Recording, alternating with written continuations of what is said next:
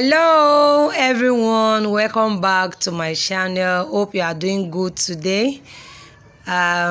Today I want to show you how to make a fascinator base, but I'll be working on a material base today. So what I will need, I will be showing it to you one after the other as I progress. So please, I'm sorry I did not just start with gathering everything together, but I'll be showing you as I progress. So this is the pattern of mold that I will be using, and this pattern of mold, the first thing I need to do is to take the measurements that I will need, so that I don't just put my material on it and start wrapping, but I'm just going to measure the material I need. So if you see now, I measured this and I went in by at least 1 inch, so that it will enable me fold and have a part of it to pin.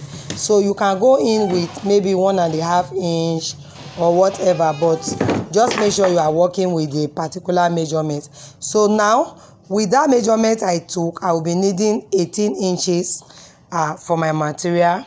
And then what I am cutting right now is called mat. It's called mat. We have mat to mold, and we also have what we call the cinnamon. So you can either mold with mat or mold with cinnamon. So when you are molding with mat, then you can cover with material, but when you are molding with cinnamon, you don't need to cover with material. So that's just the difference. I wanted to actually show you the difference between the cinnamon and the mat, but I think I'll be doing that in my next video. So all right, I cut the cinnamon now 18 inches, and I have 3 pieces of that to use. And then I will be covering with this material.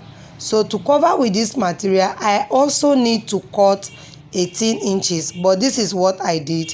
I cut above 18 inches because the material will be inside and I will need to see it while I'm wrapping, because if I don't wrap it very well, it will have a way of not coming out properly. So what I normally do is, if I'm using like 18 inches for the complete mold wrap, I can use at least 24 inches. It's far bigger than 18.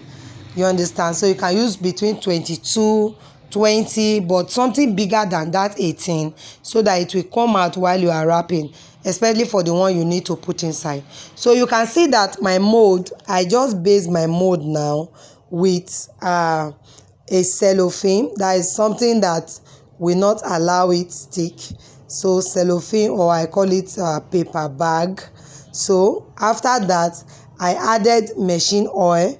This part I'm adding machine oil. You can actually use Vaseline. Then after doing that, now you can see I have placed the first material on it, and that first material I placed on it, I faced the right part of the material down. That is, I use the right part of the material to face down. This is because when I am pulling it off, is that part that will be showing. So you don't need to face the right part up. You understand? And to do this material molding, to mold with material, the first thing I'll do is to actually put the material on the mold first. So what I have here is called stiffener.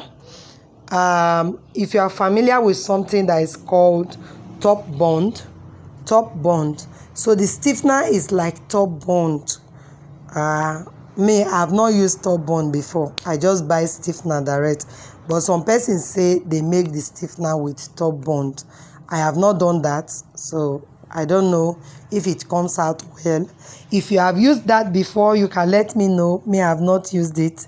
I just go and buy stiffener direct from the market. So this is stiffener, and normally the stiffener used to be thick. So what I do is, when I put some of it in my bucket, I will have a way of smoothing it. I work on it so that every seed can be removed. Sorry. So I try to work on it, mash it together using my hands. If it's very much, I can stir with a stick, but with this little quantity I'm using, I can actually mash it with my hands. So I just keep mashing with my hands until I ensure that it's perfectly smooth. Now So now I will be adding some a little quantity of water to it. I'll add a little bit of water so that it will not be too thick. You understand? If it is too thick, I'm sorry, if it is too thick, when your molded material is ready, it has a way of showing in that work, and the work will not come out too neat. It will have a way of causing stain to the material. You see some, you just, I don't know, but there's a way it will affect your work, and that work will not be too perfect. So I want you to add a little bit of water. Don't just use it thick that way. All right, the way I mix my stiffener for matte is usually different from the way I mix when I'm doing cinnamon. So sometime I'm going to come up with a video on how to actually mold your cinnamon, because the two patterns for the pattern for molding both of them are different. So you can see what I'm doing right now is that I'm actually soaking the mat into the stiffener and making sure that it's really absorbed the stiffener. You know, by doing this, the mat becomes very soft and it's just going to look like material. So remember, I already based the mold with the material, and I told you that the part of that part of the material should be facing down. After that, I will be placing the mat on it. Is this mat actually that is going to the mat that is going to form the weight, or what do I call it, the thickness that the material needs the mat. You understand me? The material needs the mat. The material cannot be molded on its own. It will be too light. So it needs the support of the mat for it to really come out well. So I started by placing the material underneath, and then right now I'll start placing my mat on top of the material. And also remember that I already oiled the mold, and also remember that I covered it with a cellophane so that it will not become difficult for me to remove my work later. So the first thing I'm doing now, or the next thing I'm doing, is I am placing the mat on it, and I'll be doing that one by one.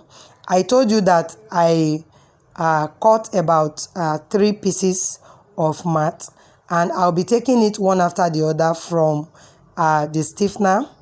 I'm going to be removing it one after the other from the stiffener, and when I place each one, I will ensure that I smoothen it. You understand?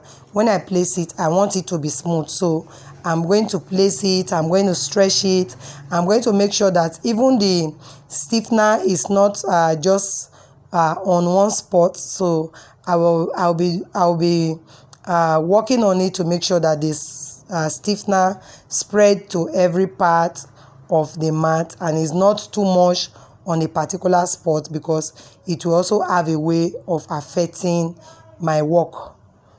I hope you are following. All right, so I've placed the second one, and you can see what I'm doing, making sure it's smooth. Then I will place the third one and also make sure that it is smooth. All right.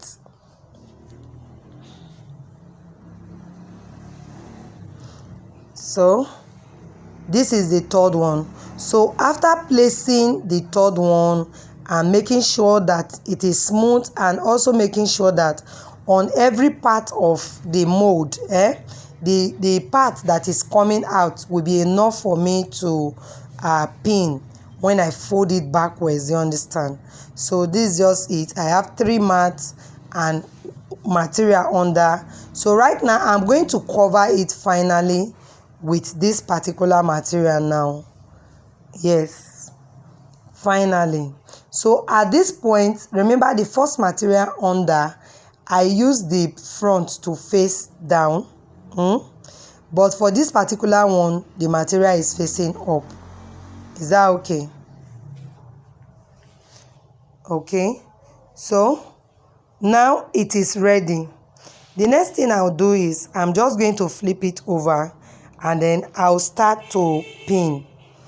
When I'm doing my pinning, I always like the multicolored pin. You know, there's this thumb pin that is multicolored and there's this silver type over here in Nigeria. So I don't know how it is in other country, but here in Nigeria where I am, we have two types of it, the colored pin and then the silver pin. Now the silver pin has a way of rusting, you understand, and it can cause stain on your material, especially when you are working with materials like white, yellow, cream, you understand. So it has a way of causing stain, so I don't really advise that you use it. But if you don't have any other pin, you can manage it, but it's not the best. I prefer the colored pin because that one do not rust at all. All right, so you can see how I am going about my pin. The first step I'm taking to pin is I'm just going to first of all hold down the four edges of the work, that is like the mold. I'm going to just go around the four edges. I'll first of all hold the four edges down. So when I'm done with that, I'll come back to each section. I'll come back to each section and then make sure that every part of the work I am doing is properly pinned down and is smooth. And you can see the way I'm arranging. I took it one after the other, starting with the first material I based with, and then the 3 steps of the mat, and then finally the last material. So you just have to make sure that in doing your pin work, you take them one by one. If not, there is a way, it might have a way of, or let me say, you might mistakenly leave 1 or 2 behind, and then it will cause some kind of rough work appearing after this your mold is dry. It will have a way of not being completely smooth, and then you see some rough part of it, you see some form of gallop around it and all that. So to avoid that, remember this work is a very thick work because it's almost like, it is not even almost, it is 5 steps. So having 5 steps, you can imagine how thick it will be. So I want to encourage you to really take your time in pinning it down. It's very important. So after holding the 4 edges down, the next thing I'm actually going to do is that I will come back to each of the sections and then drag it properly.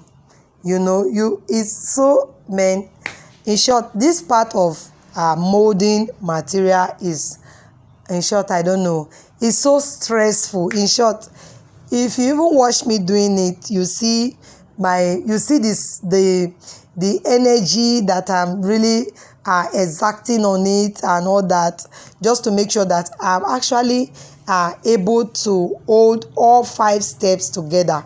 So you can see what I'm doing. I'm really going to first of all pull the first material inside out, you understand, and then start pulling the mat and making sure that it is tight. Okay, do not feel maybe it's going to alter other parts. It will not. This is because remember we started by holding down the 4 corners. So please, if you are going to mold, do not mold by just like picking a section and starting from there. The right way to start molding is for you to hold down a section of your, is to hold down the 4 parts, as in 4 angles of the material first, before you start dragging tight to pin each section. So this is just how I pin. I hope you enjoyed today's tutorial, and I hope it is detailed enough for you to do your work. if you feel you still have some questions after watching this video, you can just leave it on the comment box. I'm good with replying my messages, so once I see your comment, I will come up, I will surely reply. I'm good with that, I'll surely reply. So that's the promise. So I just pin each section, and when I'm done, I pin round the whole section, and I pin it so close so that I don't have any part that is not properly pinned down. So I pin close. All right, so this will be all for today's class. In my next video, I will be showing you what you need to do to hold it in place, because just pinning it like this will not hold it in place. You need to do one or two things that will finally hold it in place before you decorate it. So this will be all for today. I do hope you enjoy my tutorials, and if you are yet to subscribe to my channel, what are you waiting for? So please do that so that we can just keep enjoying these classes together. I love you. Do have a nice day. Bye for now. Bye.